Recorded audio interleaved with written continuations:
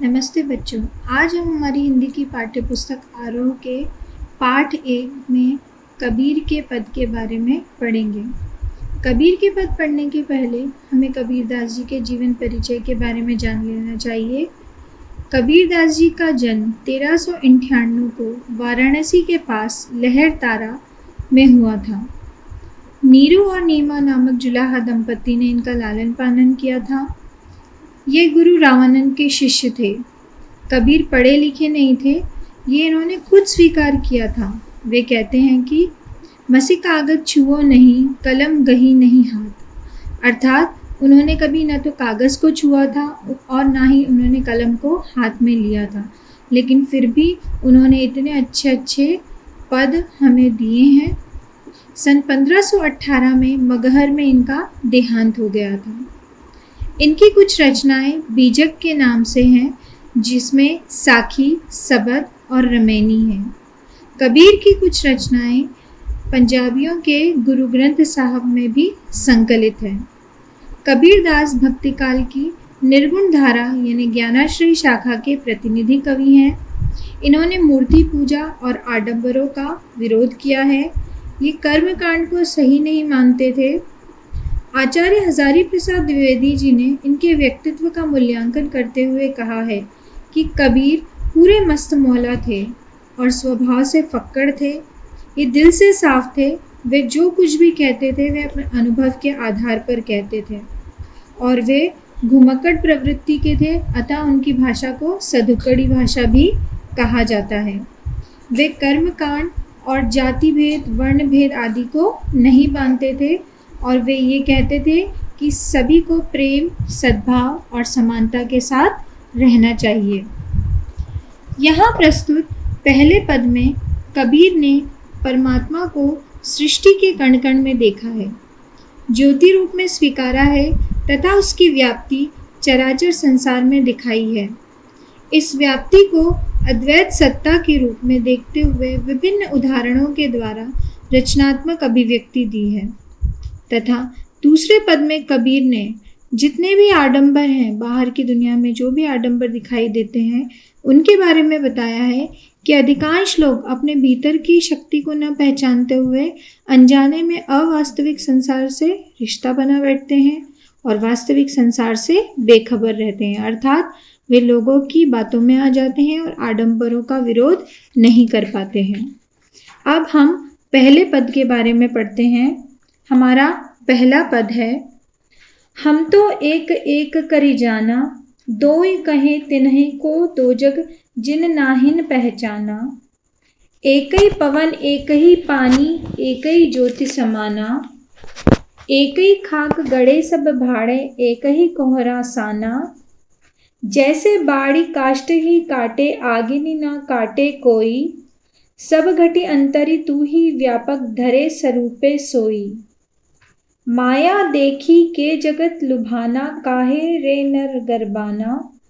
निर्भय भया कछु नहीं व्यापे कहे कबीर दीवाना। यहाँ पर हम इसका प्रसंग समझेंगे कि प्रसंग किस तरीके से लिखा जाता है।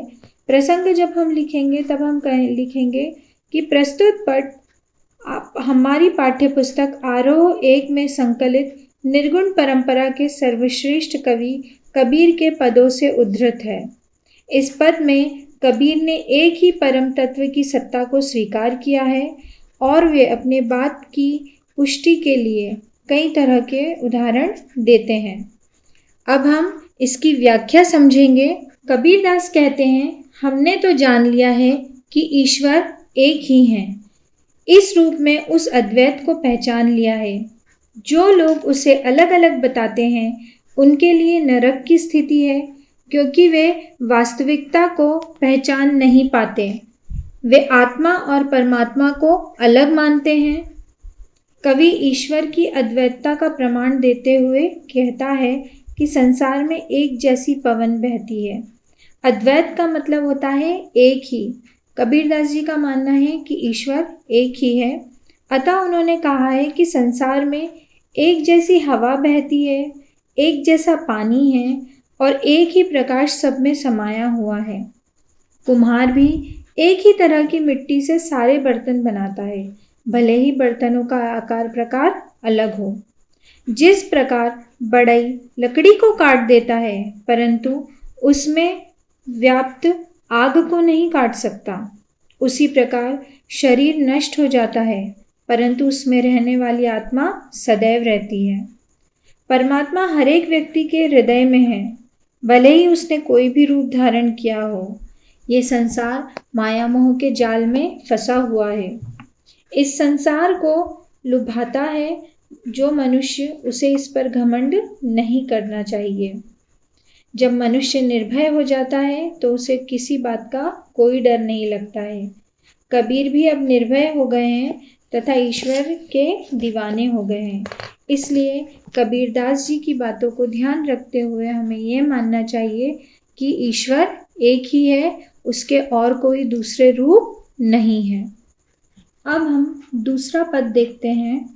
दूसरा पद है, संतो देखत जग बौराना, साच कहो तो मारन धावे, झूठे जग पतियाना। नेमी देखी धर्मी देखा, प्रात करे स्नाना, आतम मारी पखानहि पूजे, उनमें कछु नहीं ज्ञाना। बहुतक देखा पीर औलिया, पढ़े कितेब कुराना, कै मुरीद तदबीर बतावे, उनमें उहें जो ज्ञाना। आसन मारी डिंब धरी बैठे, मन में बहुत गुमाना। यहाँ पर प्रसंग हम उसी प्रकार लिखेंगे जो हमने पहले पद में पढ़ा था। इसकी व्याख्या इस प्रकार है कि कबीरदास जी कहते हैं कि जो सच्चे लोग हैं, जो अच्छे लोग हैं, जो सज्जन लोग हैं, उनसे ये कहते हैं कि देखो ये संसार के लोग पागल हो गए हैं। जो व्यक्ति सच बातें बताता है उसे ये मारने के लिए दौड़ते हैं और जो झूठ बोलता है उस पर सब विश्वास कर लेते हैं। यहाँ पर कवि अलग अलग धर्मों के लोगों के बारे में बताते हुए कहते हैं, आमतौर पर उन्होंने हिंदू और मुसलमानों के बारे में ही बताया है कि उन्होंने कहा है कि हमें पाखंडों का खंडन करना चाहिए, पाखंडियों को मानना नहीं चाहिए।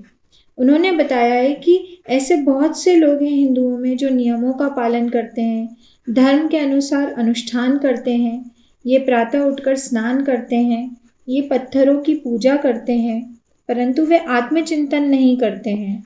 उन्हें अपने ज्ञान पर घमंड है, परंतु उन्होंने कुछ भी आध्यात्मिक ज्ञान प्राप्त नहीं किया है। ऐसे ही कबीरदास जी मुसलमानों के विषय में भी बताते हैं कि उन्होंने ऐसे बहुत से लोगों को देखा है जो किताबों, कुरानों आदि का नियमित पाठ करते हैं और वे अपने शिष्यों को तरह तरह के उपाय बताते हैं, लेकिन खुद खुदा के बारे में कुछ नहीं जानते हैं। वे ऐसे दूसरे लोगों को बारे में भी बताते हैं जो आसन ध्यान लगाकर बैठते हैं लेकिन उनके मन में बहुत घमंड है।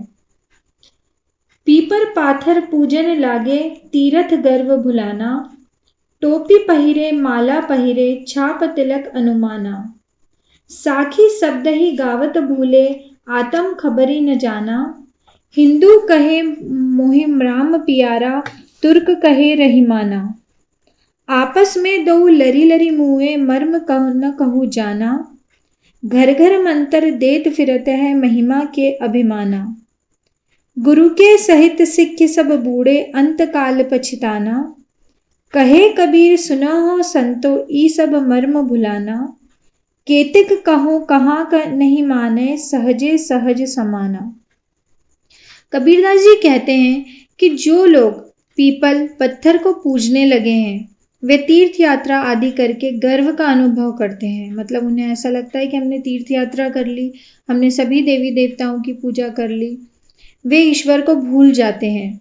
कुछ लोग टोपी पहनते हैं, कुछ माला धारण करते हैं, कुछ माथे पर तिलक लगाते हैं और कोई शरीर पर छापे भी बनवाता है।